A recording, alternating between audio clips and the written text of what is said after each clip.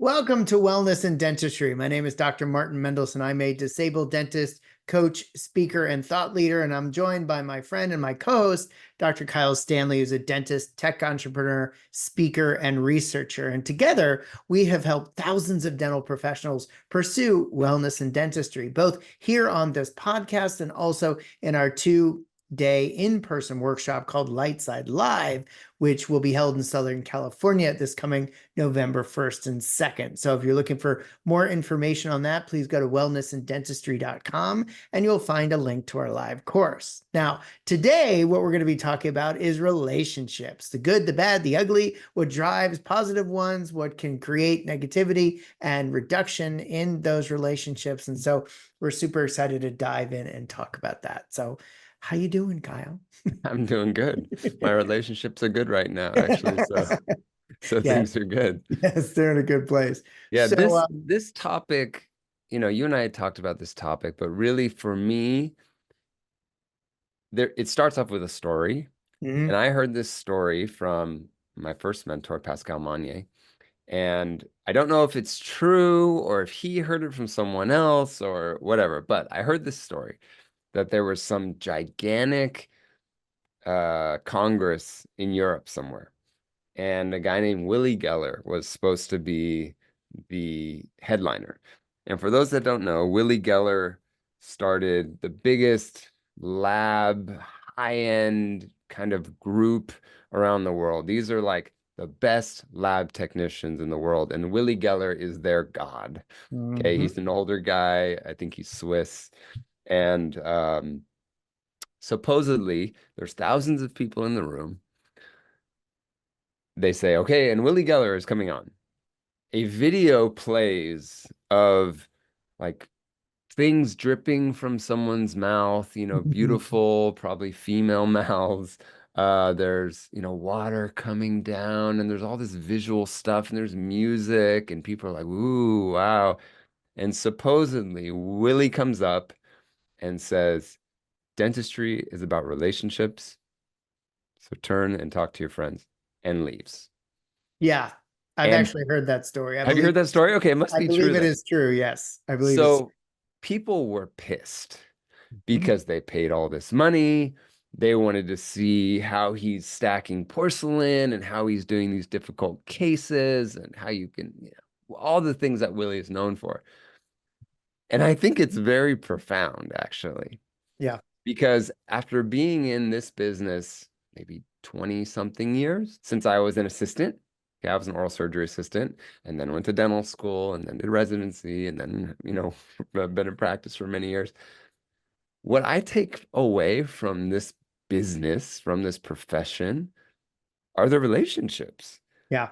It's the assistants that I worked at a DSO for six Yep. months, but we became great friends and are still friends on Instagram and talk to each other every once in a while. It's the colleagues that I've met traveling around the world and, having dinner with. It's the lab technicians that saved my ass when the denture broke and the patient was sedated and all this stuff. I mean, it's the people, really. And of Absolutely. course, the patients too. I have great relationships with patients that I've become friends with, and I know their children, and we talk all the time now. And that's really what I take away from it. But this is very much in hindsight for me, because during my burnout, during my hard time, I wasn't focusing on the relationships. I was focusing on the work. Yeah. Yeah. And it can be very easy to get tunnel visioned and create our own self-isolation around that. In fact, you're making me think, you have said so many times, one of my favorite books is The Happiness Advantage by Sean Acor.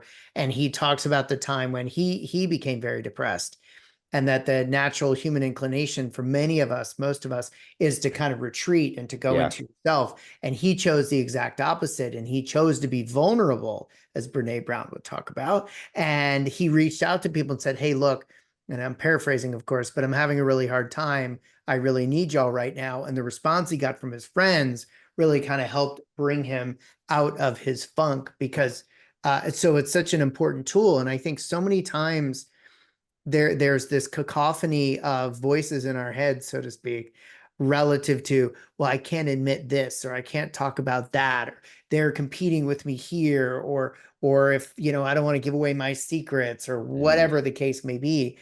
And that creates our own isolation, that creates our own loneliness, that creates our own vicious cycle of loneliness, frankly. What's so surprising for me, being where I am now, looking in hindsight on where I came from and what I went through, is most of what I take away from dentistry and what, when I'm fully retired and not working, what I will take away are these relationships. Yeah. However, up until the point of when I had my burnout, I never put an ounce of effort or money or time into learning how to develop better relationships. Yeah. I never learned about communication. I never learned about body language. I never learned how to be a good friend. I feel like I am a good friend, but I never learned that. I never put Yeah. effort into it. Yeah. But now, looking back in hindsight, I realize how important it is. And, shameless plug, this is why you and I are teaching this stuff, Sure. because there aren't that many people in dentistry that are teaching this, but it's so important. Yeah. And I think that there's a place for social media in this world, and it does a lot of good, and it also does a lot of harm. And I think we all need to be very careful that posting constantly on any social media group, I don't care what it could be basket weaving, is is is no replacement for in-person interaction. And we can never lose sight of that, because okay, sure, fine, we can text people, we can message people, but at the end of the day, that you can never replace the beauty that is the interpersonal dialogue, the relationship, just being in the same room with someone else that you care Mhm. about, or just even like, let alone care about, is so healing and freeing and important to bringing ourselves forward. And if the only person we talk to is ourselves, well, we're always going to be right. I And I think so. like what you said about freeing, because Yeah. what you and I see for the people that we work with Mhm. that take our courses, or that maybe don't even take our courses, that learn somewhere else about other Yeah. things, the dentist or the dental professionals, the assistants, the front office, the hygienists that learn how to have relationships. It Mhm. sounds so silly, right? Yeah. But little things like you teach crucial conversations, Mhm. a very important topic in Yep. relationships, because great relationships have up and downs. Yeah. And this can be romantic relationships, this can be friends, these can be work relationships. But there's times when, for example, your office manager, who he or she is just your right hand person, they are always helpful. And sometimes they're in a bad mood, or they screw up, or they've had a bad month, and we need to have this crucial conversation with them.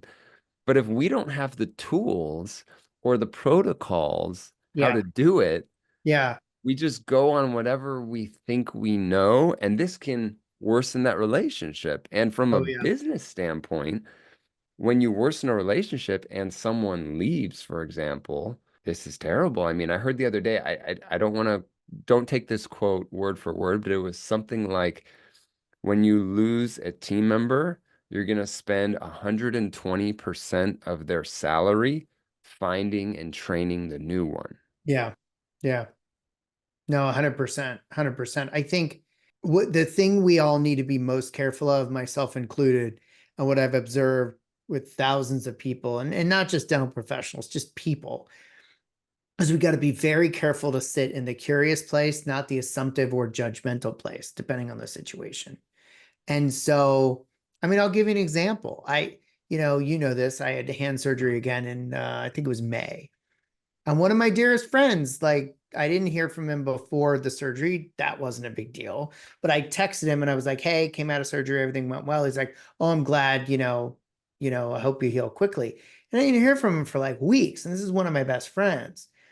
And so I just took it upon myself. I'm like, I'm not going to make any assumptions. Like, I'm not going to get mad. Was I disappointed? Yeah. Did I get mad? No. So I just said, hey, listen, I haven't heard from you since I came out of recovery. It's been X number of weeks. I don't want you to think for a minute I don't love you, but I do want you to understand that I'm kind of questioning what's going on right now. So I'd love to chat with you about it. From my perspective, I'm making up stories like, why haven't you called or texted? Do you not care what's going on? Like, what's up with you? Is that, what's going on in your life? The next thing you know, I found out all this stuff that I didn't even know about his life. And it opened up the door. And by the way, for those of the uninitiated, I just went through the 5 steps of crucial conversations, but it works like a charm. But this isn't about teaching crucial conversations. What this is about getting people to understand that relationships are about communication. Communication is about vulnerability. Communication is not about assumption. It's about curiosity, putting the judgment assumption aside to invite the dialogue to get to the thing behind the thing, as my coaches, Jen and Karen, would tell me. What you did was like anything that we do in dentistry, Yeah. practice. Oh, yeah. Years ago, you didn't know that protocol. Nope. And even maybe 3 years ago, you may have been as good at it as you just said it right now. Yep. And I learned it from you whenever it was 2, 3 years ago. And I still have to think about it or look at the sheet or pre-practice. But just like how we prep 100 crowns before you Yeah. get good at it, Yeah. having 100 crucial conversations makes you good at relationships. Absolutely. And that's really what I want to get across in this episode is people listening, our colleagues in dentistry, is we need to put some effort into this. Yeah. You're not just all of a sudden a great leader. You're not Yeah. just all of a sudden a great periodontist. You're not just all of a sudden great at endo. It's all the same thing. You're not all of a sudden great at communication. But guess 100%. what? If you put time and effort and you practice and you video yourself and you see what you're doing differently and you get feedback from your team and from your patients and from your spouse, you become better because you Mhm. put effort into it. Yeah. It's like anything else in life. And I think the hard thing with this that we dental professionals have is we love things that are measured, Yep. right? So we love Yeah. saying, okay, this margin is point 0.3 and I Yep. wanted it point 0.3, so I did well. Or Mhm. this margin is point 0.5 and I wanted it point 0.3, so I didn't do well. Yep. We brought this perio pocket from 5 to 3, so fantastic. We Yep. reverse this periodontal disease, let's say, or Yeah. we at least reduce the pocket. But I think it's challenging this specific topic because it's hard to measure. Well, you More of talk. a feeling, Yeah. or maybe not. Do you think that there's ways to measure how good are your relationships besides how are you feeling about them?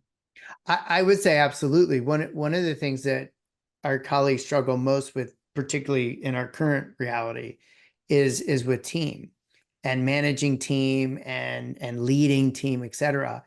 And the number of docs that I've interacted with that don't actually have job descriptions on file Mm, is actually mind-boggling. And you might say, well, Martin, why is it mind-boggling? Because without that structure and clarity, we've cut communication off. We've cut the nose of communication off to spite our face, because you're making all these assumptions about what this individual does or doesn't understand relative to their job description. Then you can make assumptions about whether they're doing less or more. They can make assumptions about if they're, putting in 200% effort or not. And just by not having that on file, not having that as a point of discussion for measured job performance, creates a problem within our relationship, because we're creating an atmosphere of ineffective communication before we even start. Google's Project Aristotle, which became quite famous for looking into what makes teams successful, and what they basically discovered was it wasn't the individual attributes of the people on the team. It was the team itself. It was the ecosystem and the support of the team around them. And so what they determined was that structure and clarity led to the highest performing teams over and over and over again. And so if we're not communicating to begin with relative to that, well, Houston, we got a problem before we even get out of the gate. Structure and clarity really resonates with me Mm-hmm. with, in my signature course, Light Side Academy, Mm-hmm. the light side triangle that we look at, the triad is expectations, boundaries, and communication. Yep. And why I focused on that was because that's what I was terrible at. I Mm-hmm. was good at dentistry. Yeah. I Yeah. was bad at boundaries, I was bad at expectations, and I was bad at communicating. And after working with thousands of dentists, what I Mm-hmm. realized is that's what most of us are bad at, which Absolutely. is so funny because none of us are spending time on this. Yeah. But when you take these things and you invite protocols and you learn how to communicate them and you learn how to set these expectations and the boundaries, humans kind of work their way, things kind of work out.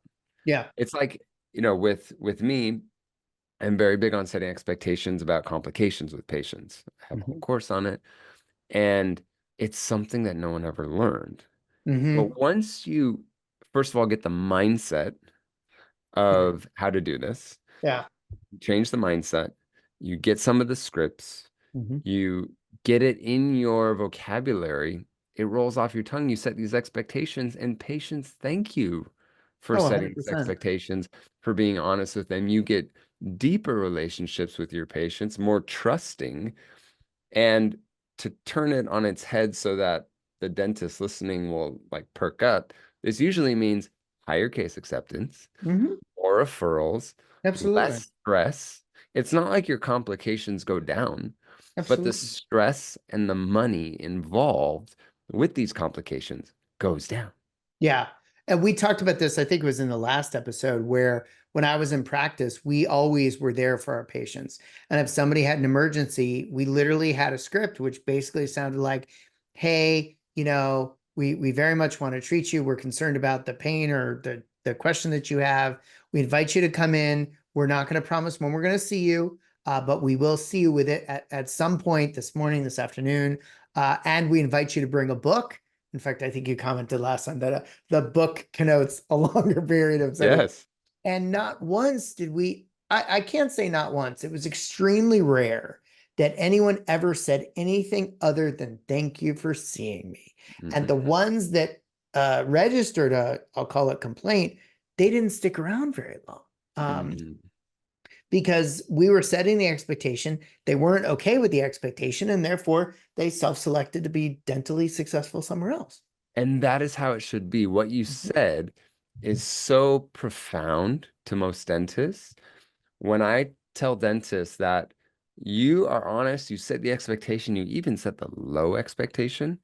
And if a patient says, you know what, I didn't realize that implants could fail. I thought Yeah. you do this and they're last forever. I really want to go somewhere where I can have a lifetime warranty.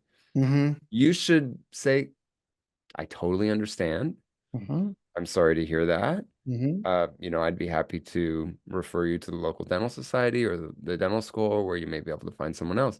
Mm-hmm. But I think we have this feeling that, one, we feel bad if we can't treat people. Yeah. I think we want to treat everybody that comes into our practice Mm-hmm. from a good place. It's Mm-hmm. like, we're good. Yeah. We want to help you. And Yeah. really comes out of helping. I think there's also an aspect of financial to it too. Yes. This may be a big case and I'd really like to pay my student loans this month and my staff and my overhead. So Yeah. that kind of sucks too. But it's funny how once you have that with or without you attitude, and you're just here to tell the patient what you see, and Mm-hmm. it's up to them if they go through it or not. Yeah. It goes back to that word you said earlier, which is freeing. You can definitely feel trapped in dentistry. Like this patient came in, they paid a consultation fee. Mm-hmm. Now I feel like I have to take on this case, but they Yeah. have unrealistic expectations. Now, the chances are 95% of the time it's going to be fine and, they're going to be happy. But Totally. what if they are that 5%? Yeah. And ask me how I know, because I've had these patients, and Yeah. these are the ones that led me to burnout. These are the ones that I got red flags at the beginning, Mhm. or maybe I didn't get red flags because I didn't set the expectation correctly. Yeah. I didn't set the boundaries. I was very much boundary free and just whatever the patient Mhm. wants to do. And it led to a poor relationship with the Mhm. patient, which led to a ton of stress for me and my team and my family. I mean, my Absolutely. family had to see me go through this and have phone calls at night with my team or the patients or my malpractice insurance, you know? Mhm. Mhm. So it wasn't just me that suffered. I think everybody involved suffered. And it gets down to the topic of today, which is the bad relationships in dentistry can ruin dentistry for you.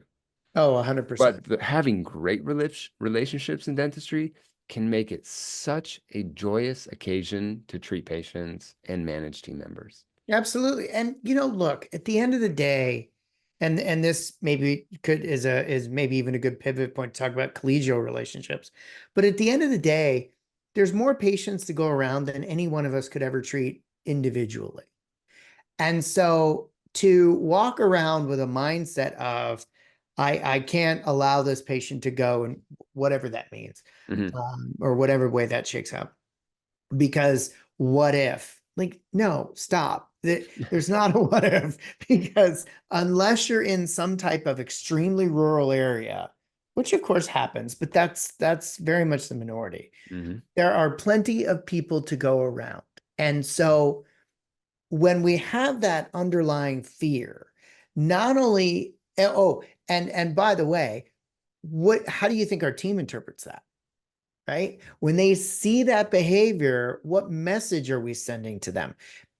And look, It's there not a there growth mindset, that's for it sure. is not a growth mindset. And unfortunately, look, there's many more great team members out there than there are poor team members out there. Yeah.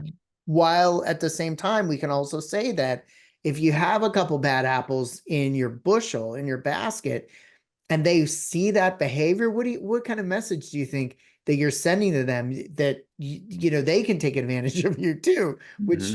unfortunately happens. And so that can then ripple down or across to our collegial relationships.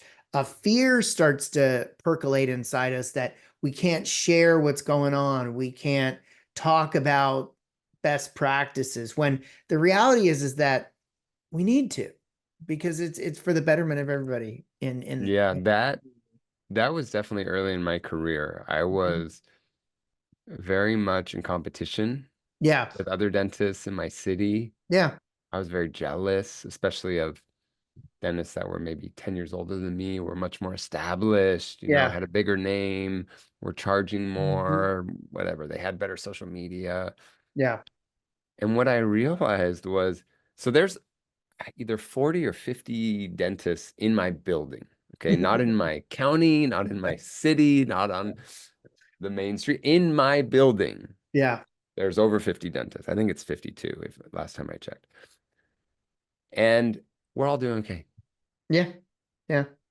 Now, there's times when like one of my friends, Victor, will call me and say, "Oh yeah, we had, one of your patients is here now." And Yeah. who cares? Because guess what? It happens both ways. Hmm. Patients leave, they don't like our front office, they don't like me, they don't like my partner, they don't whoever, they don't like going to the ninth floor, they'd rather go to the seventh floor, Yes, something exactly. like this.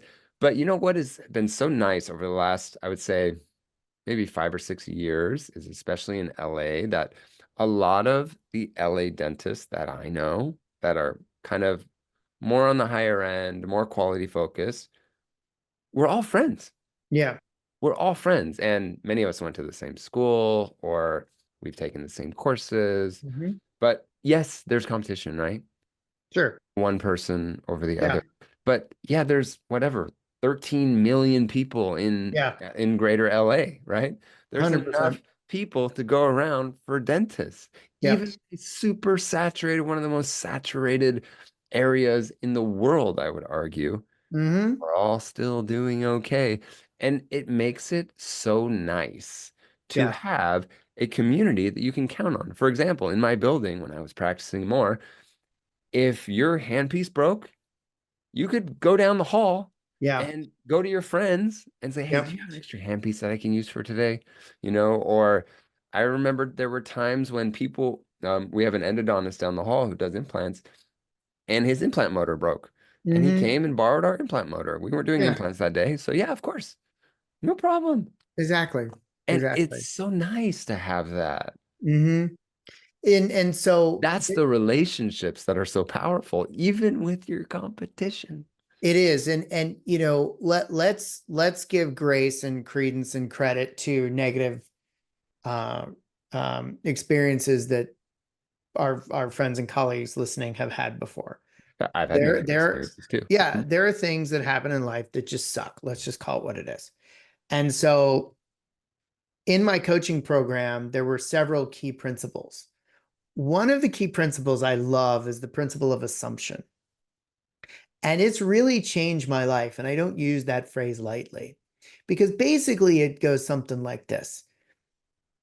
If you assume that the same thing is going to happen all over again, the only way that that assumption is truly valid is if it's the same person under the same set of circumstances, under the same conditions, and the same time frame with the same pressures. You get the idea? Hmm. And so that doesn't exist. And so have you had problems with team members? Sure. Have you had 20 people or sorry, 20 people apply to a job and three people ghost you? Sure. Right. But if you live in some type of major metropolitan area, are you really saying that nobody wants to work anymore?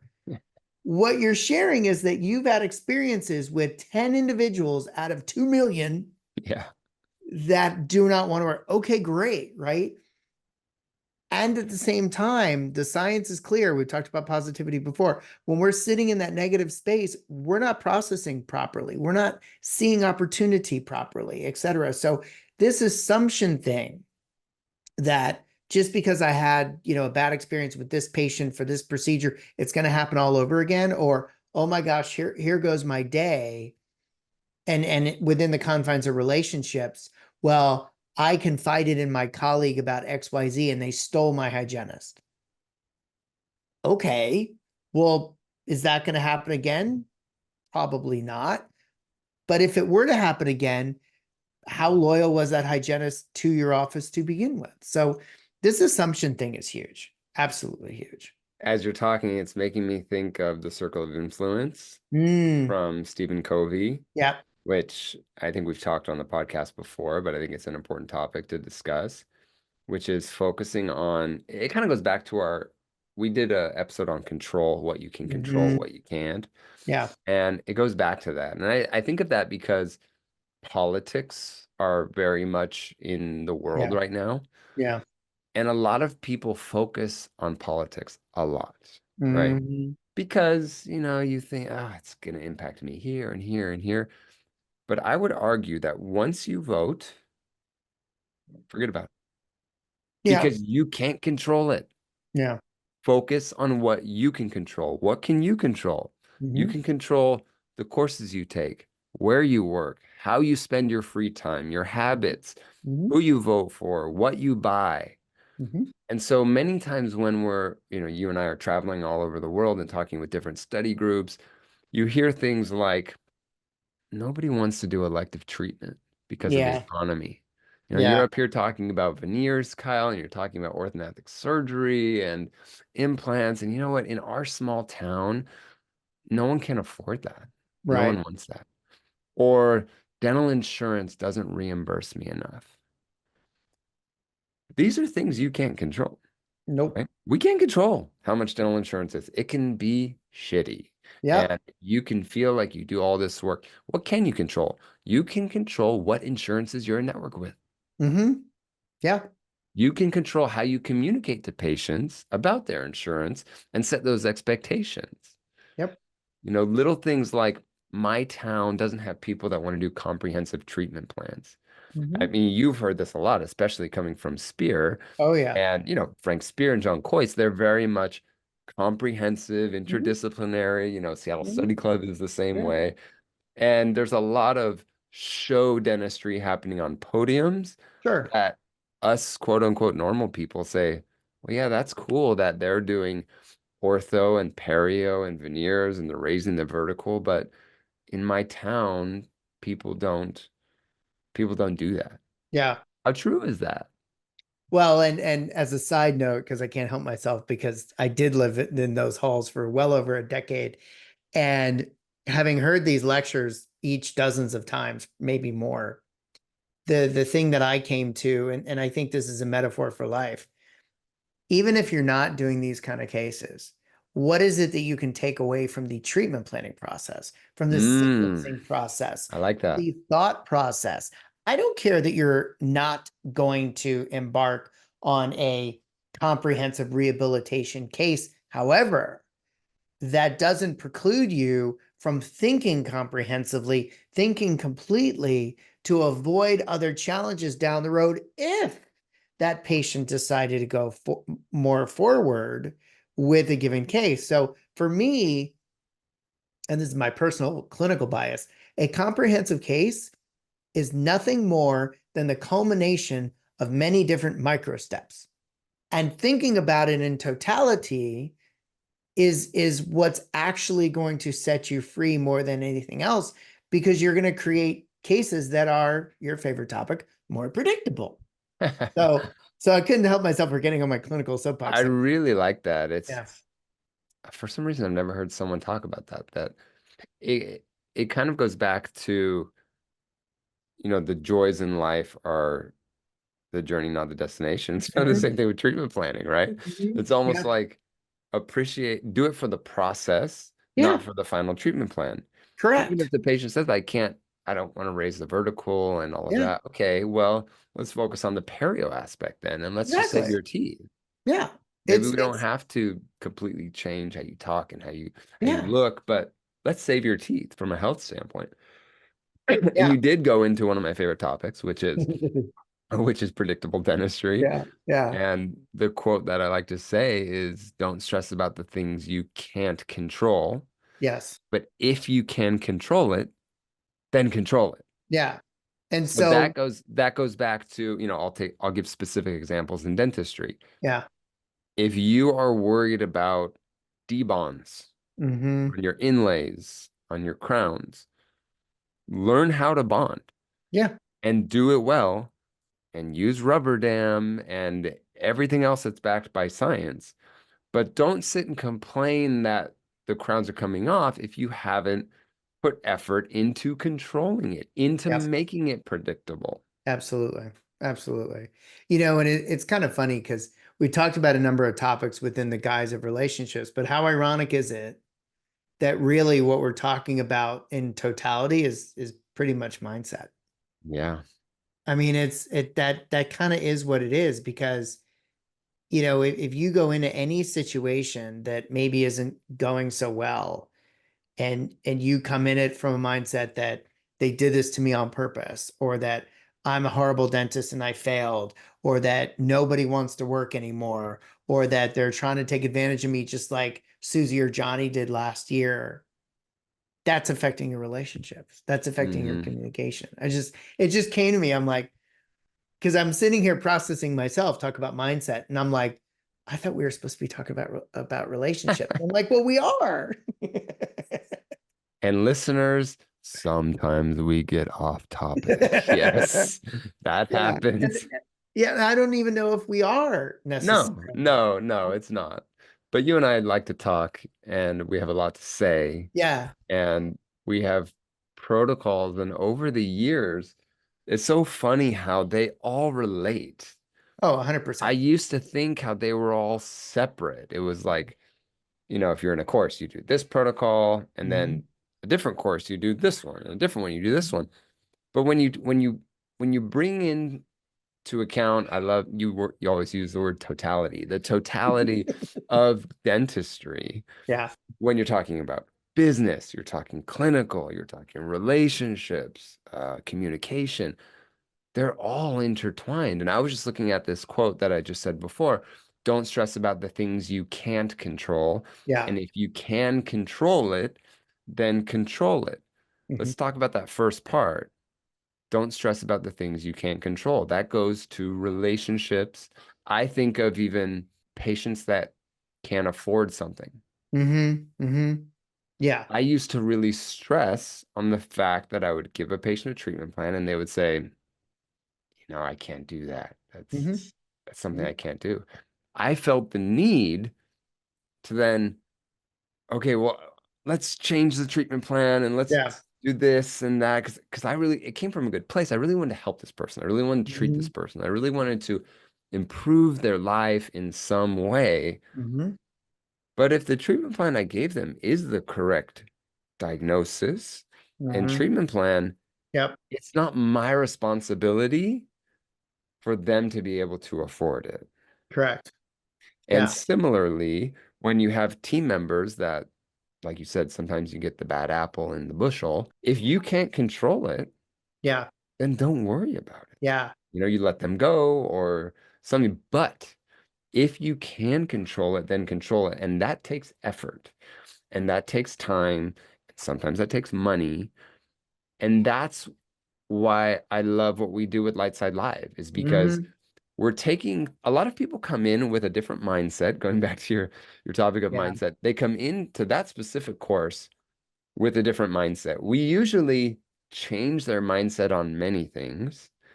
And then on top of that, we give them the tools to be able to control some of these topics. Well, and I know you'll agree with this. Many times they come in and some of them, many of them aren't even sure why they're there because they know that there's a different way, maybe for them as an individual, something's off. They're looking to kind of craft a different tomorrow because they're frustrated or they're stressed out or they're burned out, etc. And then, even through half a day one, all of a sudden they're like, oh my gosh, I didn't even realize that this also applied to my husband, my wife, my kids, my, Yes, you know, yes. and one of our Lightside alums who remain nameless, who's also one of my clients, I was so proud of this individual this past weekend. I haven't even told you about this yet. So this individual is having some challenges with team. There was a team member that was thinking about leaving, it wasn't sure. And the dentist gets a text on Saturday saying basically, hey, I got this other offer. It's like, I don't remember the exact, let's just say $10 more an hour. I don't Hmm. remember the exact number. And I'm not looking to leave, but I wanted to tell you about this. And so this client of mine who would have jumped to, why is this person telling me this on a weekend? Now you just ruined my weekend, Hmm. blah, blah, blah. That's not what they did. You know what they did? They piped back over text and they said, listen, thank you very much for sharing this with me. They reiterated their knowledge of some other challenging things that this individual had going on in their life. They said, it makes sense that you're asking me this. And there's a lot of factors that I need to consider. I need to talk to my financial advisor. I need to talk to the office manager for us to be able to figure out what would work out for us mutually. And then he said something that just warmed my heart. He said, please don't take this response as a negative. Hmm. All I want you to understand is the various things that I need to consider in order to give you an answer, which I just can't do over the weekend. And before I say anything else, what do you think about that response? Well, I first love that they set the expectation. And I Yes. love that they didn't feel the need Yeah. to give an answer. Yeah. And this happens all the time. I know that in like when we were creating Pearl and we were selling the product, that many times we had salespeople hmm doing sales to dentists. hmm And sometimes the dentist would ask them some dental question, and many times they felt like they needed to answer. And Yeah. I would always tell them to say something like, that's a great question. I'm not a dentist, but let me ask our co-founder, Dr. Stanley, and he Yeah. he can get back to you. And because many times they just felt like, oh, but I have to answer that, right? hmm hmm And no, if you don't have the answer, Yeah. you Yeah.